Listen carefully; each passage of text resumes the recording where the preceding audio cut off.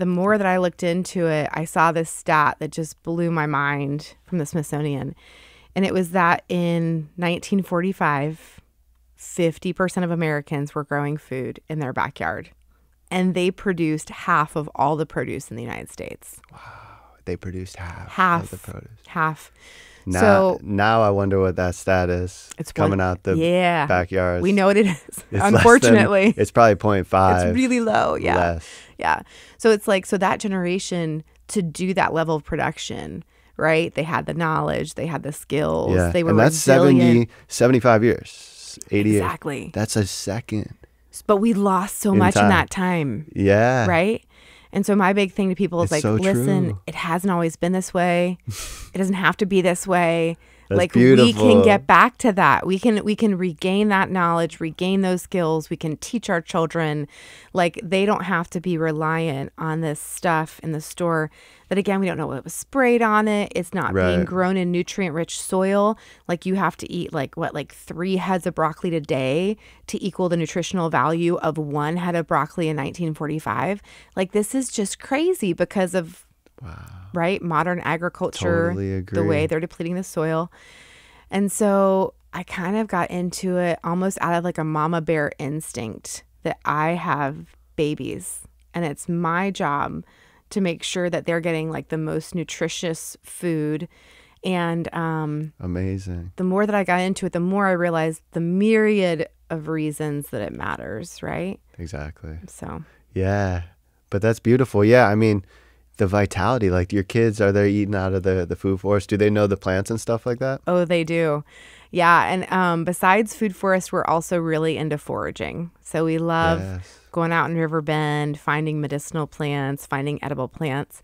I mean, my 4-year-old could identify more native and, just medicinal plants, I think, than your average, what we'd call a grown-up, right? More than most grown-ups. Totally. Just because it's 4-year-old. It's part of, he's like, oh, look at that plantago. Look at that greenbrier, right? Because it's what we're doing. So it's normal for him. That's it. Yeah. Yeah. The kids, it is important for the kids to get around it, to learn. Because like you said, we've lost so much in 70, 80 years. Yeah. It's insane. It's totally insane. Knowledge-wise and just lifestyles, practices. And we're paying for it. So I think it was Joel Salatin I heard recently saying that back in the 1940s, we were spending double what we spend now on food, right? So it cost more, but it was locally produced. You knew the farmer who grew it. You knew the cattle rancher personally, right? But at that time, we spent half as much on healthcare. Today, we spend half the amount on food. So we're spending less on food, but we're spending double on healthcare. Right? So we're making up for it. Correct. Because we're buying cheap garbage that's not real food, right? All this processed stuff that's making us sick, that's making us overweight. That's right. So it's all of these health issues is because we stopped eating real food. We started letting the corporations put all this stuff that we just know is inflammatory. We know it's not good for us. We know, literally they're finding endocrine disruptors in the plastic packaging.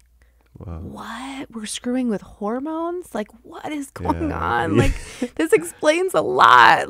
And we can do better. We could do better. I love that. And honestly, gardening's just the start of all that stuff that's going to solve those problems. You don't need plastic packaging when you're growing it in the ground. No. And then the mental health aspect. People don't think about that enough. It's true. Tulsi, for example, is super medicine, grows like a weed. I want it in every garden of mine, of everybody's. Totally. And I'll explain it to some people sometimes, and they might not understand that aspect of it's a tea. This is a tea. It's not basil for bruschetta, which is amazing. I love that basil too. But this is for our nervous system. Yeah. For stress and all these anxiety. Yes. This is what our ancestors used to use for this stuff. Yes. And even just the process, even just being outside in the sun, hands in the dirt, around the plants, right? And I think it was university level studies show that gardening, what they call horticultural therapy in the UK. Wow. They'll actually prescribe it to people. Like psychiatrists in London will prescribe, like, you need to get out of the city and go get in a garden. And they'll like write a script, like horticultural therapy. It can alleviate mild depression, anxiety.